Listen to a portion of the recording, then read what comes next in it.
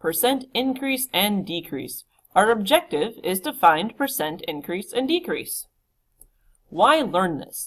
Consumers can use percent change to determine how much money they can save. Let's look at the formula.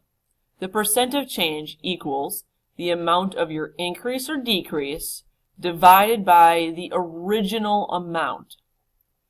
Your result is expressed as a percent. Let's try a couple. Find each percent of change. Then tell whether it is a percent increase or decrease. So we have percent change equals, in this case, we have the amount of increase. Because 25 to 49, it's going up. It's increasing in value, or the number is increasing. All right, well, we need to find that difference. So 49 minus 25. And then it's divided by the original amount. Well, the original amount, if you're going from 25 to 49, you started at 25. That's your original amount. And now we can simplify. So 49 minus 25 is 24. Nothing happens with the 25. And we need to make this a decimal. So 24 divided by 25 is 0.96. And remember, it always needs to be expressed as a percent. So 0.96 is equal to 96%. And as discussed, the value is going up, so it's a 96% increase. All right, let's try this next one. So we're going from 50 to 45. So we're decreasing, we're going down in value. The numbers are getting smaller. All right, so we need to find what that amount of decrease is. Like, what's the difference between the two? Well, it's gone down. So we have 50 minus 45 over the original amount. The original amount is 50. So now we can simplify. So we have 5 divided by 50, which gives us 1/10, which is 10%. And as discussed, it's going down, so it's a 10% decrease. All right, so now let's try finding the result of a percent increase or decrease. So find the result when 30 is increased by 20%. Well, before we can figure out how much it's increased by, we need to figure out, or what the total is, we need to figure out what it is increased by. Well, we need to know what 20% of 30 is. So, to find out what 20% of 30, well, you can set up your proportion, or you can simply do 0.20 times 30. Because this is essentially dividing by 100 when you set up your proportion. So, 20% of 30 is 6. Now, to do the rest of your problem, so we have 30, it's increased by 20%, so we have 30 plus 6, so the grand total would be 36. Let's try this next one. Find the result when 65 is decreased by 80%. Well, we need to start by figuring out what is 80% of 65. All right, so we have 80, or 0.8 times 65, because it's 80%. So we move the decimal over 2. So 0.8 times 65 gives us 52. So it's reduced by 52, which means that if we're decreasing, we're going down in value. So we have 65 minus 52. And 65 minus 52 is 13.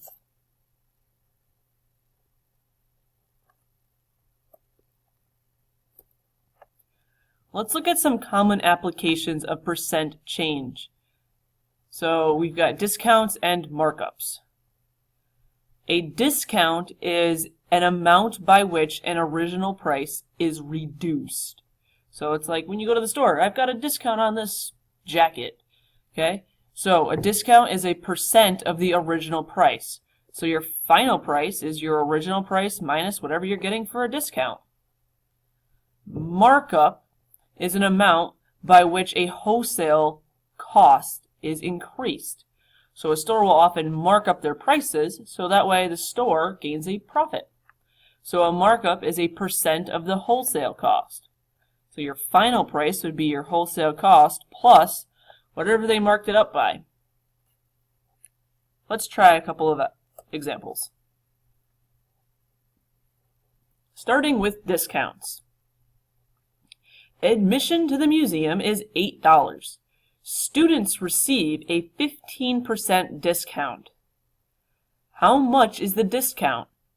So how much do students pay is basically what you're trying to figure out. Okay, so method 1. A discount is a percent decrease. So find $8 decreased by 15%. So method 1, you would do what we were doing in the previous examples. So 15% is 0.15 times 8. So 0.15 times 8 is $1.20. Well, if your original is 8, you're getting a $1.20 discount. So a student is only going to pay $6.80. The other method that you can do, so that way you can skip this whole subtraction piece, as the second part, you can just start with it. So you're going to be decreasing your amount by 15%. So the student is going to be paying 85%. So this is what you're paying. You're paying 85% of it. What you're saving is 15%. Alright, so you do the same process. So we have 85, so 0.85 times 8, which is $6.80. So that's what you're paying. So how much is the discount? So 8 minus 6.8 gives you $1.20. In the end, no matter which method you choose, they're both valid and they're about the same amount of steps.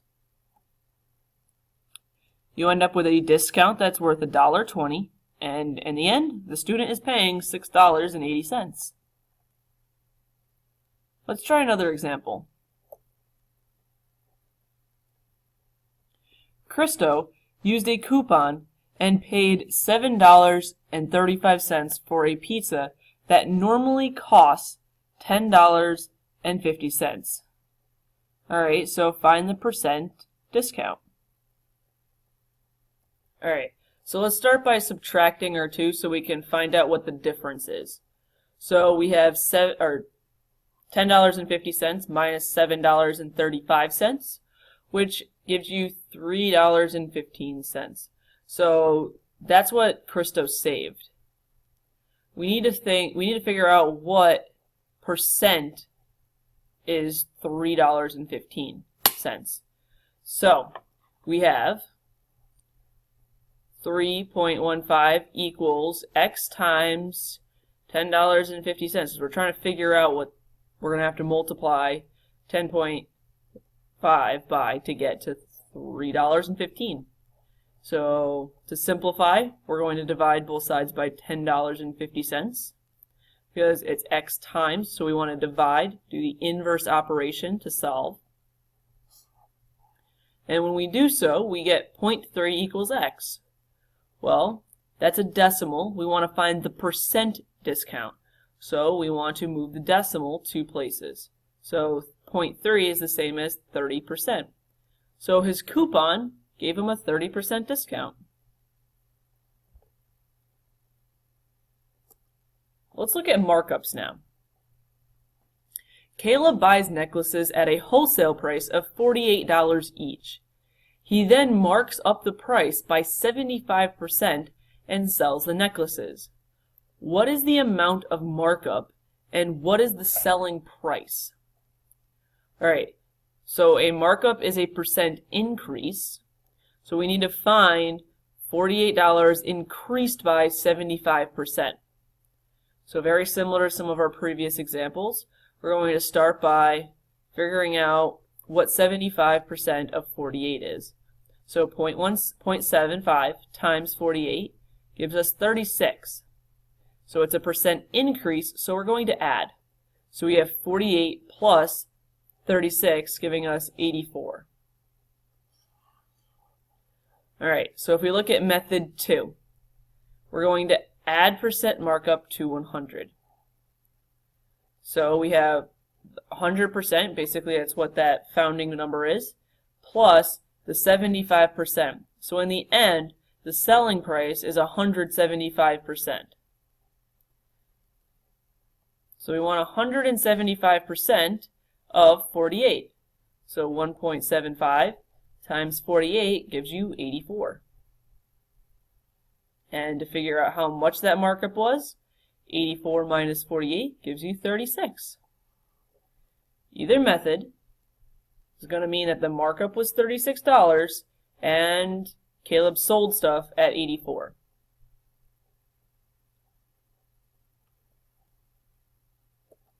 Let's look at another application.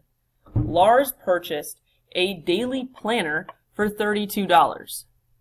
The wholesale cost was $25. What was the percent markup? So this is what he paid. This is what that wholesale cost was. So how much did the company mark up the price of this daily planner? All right, so let's start with 32 minus 25 is 7. It gives us our difference, so we can figure out how much the markup was. Now we have 7 equals x times 25. So we need to divide both sides by 25, which leaves us with 0.28 is x. All right, well, 0.28 is a decimal. We want to change it to a percent. So we're going to move the decimal over 2 places. So the markup was 28%. And that ends our lesson on percent increase and decrease.